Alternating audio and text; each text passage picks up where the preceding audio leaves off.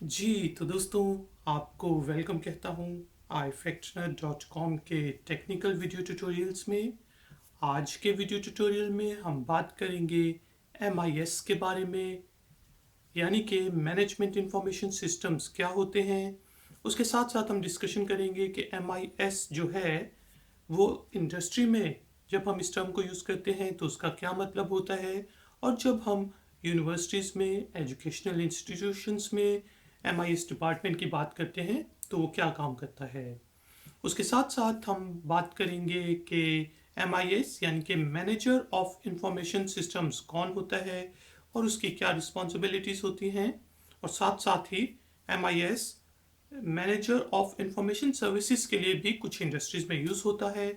तो हम देखेंगे कि उस मैनेजर की क्या रिस्पॉन्सिबिलिटीज़ होती हैं और क्या क्वालिफिकेशंस चाहिए होती हैं। तो शुरू करते हैं आज का अपना वीडियो ट्यूटोरियल।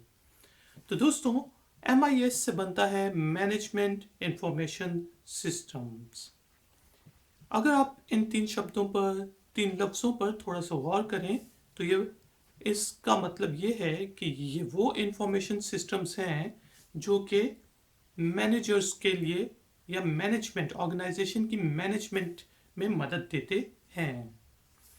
अब बात आ जाती है इंफॉर्मेशन सिस्टम्स, यानी कि जो कंप्यूटर सिस्टम्स, जो टेक्निकल सिस्टम्स इंफॉर्मेशन से रिलेटेड हों उनको हम इंफॉर्मेशन सिस्टम्स कहते हैं।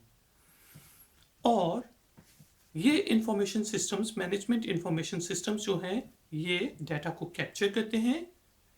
क्लाइंट से कैप्चर कर सकते हैं, सेल्स फोर्स से कर सकते हैं, आपके लोअर स्टाफ एंट्री कर सकता है डाटा की।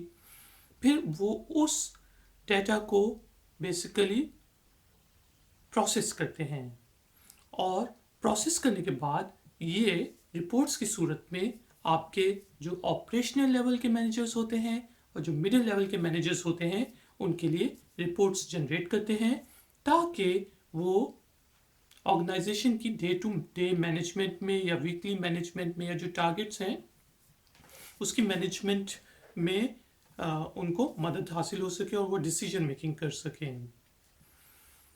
अब ये जो मैनेजमेंट इंफॉर्मेशन सिस्टम्स हैं ये आपके, मैंने आपको बताया, लो लेवल मैनेजर्स और जो आपके मिडिल लेवल मैनेजमेंट होती है उसके लिए रिपोर्ट्स जनरेट करते हैं।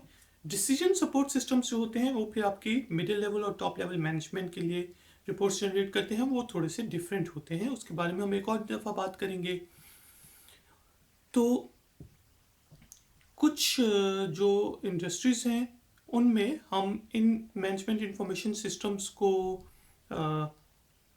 के अंदर ही ERP systems, client relationship management system, DSS वगैरह को इन्वॉल्व कर लेते हैं। लेकिन अच्छी बात यह है कि आप मैनेजमेंट इंफॉर्मेशन सिस्टम के कॉन्सेप्ट को अलग समझें, DSS अलग चीज़ समझें, आप CRM को अलग समझें, और IT जो डिफरेंट सिस्टम्स हैं कम्युनिकेशन के, क्लाइंट रिलेशनशिप मैनेजमेंट सिस्टम या डिफरेंट वेबसाइट्स हैं, डेटाबेसेस हैं, उनको अलग समझें, तो आपके लिए आसानी होगी। बाकी चीज़ आ जाती है कि कुछ इंडस्ट्रीज़ में, जैसे मैंने आपको बताया, इनको IT सिस्टम्स भी कहते हैं। कुछ इंडस्ट्रीज़ में इनको ICT सिस्टम्स के अंडर ही एक मॉड्यूल के तौर पे यूज़ किया जाता है। लेकिन MIS एक अलग टर्म है। और अब बात करते हैं कि जो MIS डिपार्टमेंट्स होते हैं आपकी यूनिवर्सिटीज़ में, आपके एजुकेशनल इंस्टीट्यूशंस में, वो क्या काम करते हैं। तो जो यूनिवर्सिटीज़ में डिपार्टमेंट्स होते हैं MIS के, वो बेसिकली आपके human interaction with the system, आपके ऑर्गेनाइजेशन और आपका जो एक्चुअल सिस्टम होते हैं इंफॉर्मेशन सिस्टम्स, उनके रिलेशनशिप के बारे में कि वो किस तरह इंटरेक्ट करती हैं ये तीनों चीज़ें आपस में, उनसे क्या रिजल्ट्स जनरेट होते हैं, इनके क्या नुकसानात होते हैं, क्या फ़ायदे होते हैं, उन चीज़ों की स्टडीज़ और रिसर्च के ऊपर फोकस करता है। कई दफ़ा ये जो MIS डिपार्टमेंट होता है ये सिर्फ एक छोटा सा ग्रुप होता है, MIS ग्रुप, जो कि ICT के डिपार्टमेंट में या फैकल्टी के अंदर काम करता है, डिपेंडिंग अपॉन किस टाइप की यूनिवर्सिटी है। और अब बात करते हैं जो हमारे मैनेजर ऑफ इंफॉर्मेशन सिस्टम्स होते हैं वो कौन होते हैं, उनकी क्या रिस्पॉन्सिबिलिटीज़ होती हैं, क्योंकि उनको भी हम MIS मैनेजर्स कहते हैं या IS मैनेजर्स भी कहते हैं। तो ये वो लोग होते हैं जो कि आपके जो मैनेजमेंट इंफॉर्मेशन सिस्टम है उसकी देखभाल करते हैं। यानी कि from technical point of view वो सॉफ्टवेयर को, हार्डवेयर को, जो टीम उस सिस्टम को मैनेज कर रही है उनको देखते हैं और कोशिश ये करते हैं कि ये सिस्टम ऑप्टिमल लेवल पे रन हो। ये ज़्यादातर टेक्निकल मैनेजर्स होते हैं और इनको आईटी साइड पे, इंफॉर्मेशन टेक्नोलॉजी साइड इनकी स्ट्रांग होती है ताकि कोई प्रॉब्लम आए तो ये सॉल्व कर सकें। अब बात करते हैं MIS, manager of information services. तो ख़ास तौर पे जो सर्विस इंडस्ट्री है या कंसल्टेंसी फर्म है उसमें MIS मैनेजर्स होते हैं, या बड़ी बड़ी ऑर्गेनाइजेशंस में भी MIS यानी कि management of information services manager होते हैं। और ये वो मैनेजर्स होते हैं जो कि आपके, अगर तो आप कंसल्टेंसी फर्म में हैं तो ये जो आईटी के प्रोजेक्ट्स कंसल्टेंसी फर्म को मिलते हैं उनको देखते हैं, उनको मैनेज करते हैं और उन सर्विसेज प्रोवाइड करते हैं दूसरी ऑर्गेनाइजेशंस को।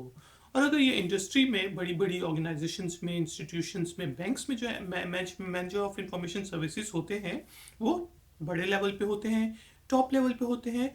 वो ना सिर्फ MIS सिस्टम्स यानी कि मैनेजमेंट इंफॉर्मेशन सिस्टम्स, बल्कि उसके साथ ERP सिस्टम, उसके साथ DSS, उसके साथ कंपनी की वेबसाइट, CRM, जितने भी ऑर्गेनाइजेशन में सिस्टम्स होते हैं उनकी ना सिर्फ वो टेक्निकलिटीज़ को देखते हैं बल्कि साथ साथ वो मैनेजमेंट को सर्विसेज भी प्रोवाइड करते हैं। पूरी ऑर्गेनाइजेशन की सर्विसेज जो प्रोविजन हो रही होती हैं उनके वो रिस्पॉन्सिबल होते हैं। वो बहुत बड़ी टीम को मैनेज करते हैं। आमतौर पे जो मैनेजर ऑफ इंफॉर्मेशन सिस्टम्स होता है वो मैनेजर ऑफ इंफॉर्मेशन सर्विसेज के अंडर आता है। तो दोस्तों ये था हमारा थोड़ा सा इंट्रोडक्शन टर्म MIS का, जिससे बनता है मैनेजमेंट ऑफ इंफॉर्मेशन सिस्टम्स। और हमने देखा कि इंडस्ट्री में इसको हम किस तरह यूज़ करते हैं और हम इसको यूनिवर्सिटीज़ में इस टर्म को किस तरह यूज़ करते हैं। उसके साथ साथ हमने ये देखा कि जो मैनेजर ऑफ इंफॉर्मेशन सर्विसेज होते हैं वो थोड़े बड़े लेवल पे होते हैं मैनेजर ऑफ इंफॉर्मेशन सिस्टम्स से। अगर आपका अभी भी कोई क्वेश्चन है इस टर्म से रिलेटेड या इन रिस्पॉन्सिबिलिटीज से रिलेटेड या इन सिस्टम से रिलेटेड तो आप कमेंट्स में मुझसे पूछ सकते हैं। और इस वीडियो को ज़रूर लाइक करें, थम्स अप करें, मेरे चैनल को सब्सक्राइब करें और हो सके तो ifactioner.com को ज़रूर विज़िट करें। वहाँ पे मैंने और वीडियो ट्यूटोरियल्स क्रोनोलॉजिकल ऑर्डर में रखे हुए हैं। और इस वीडियो को अपने दोस्तों के साथ शेयर करें। मैं हूँ ifactioner और मैं आपसे मिलूँगा एक और नए ट्यूटोरियल में। Until then, take care, keep learning, keep enjoying. Good day.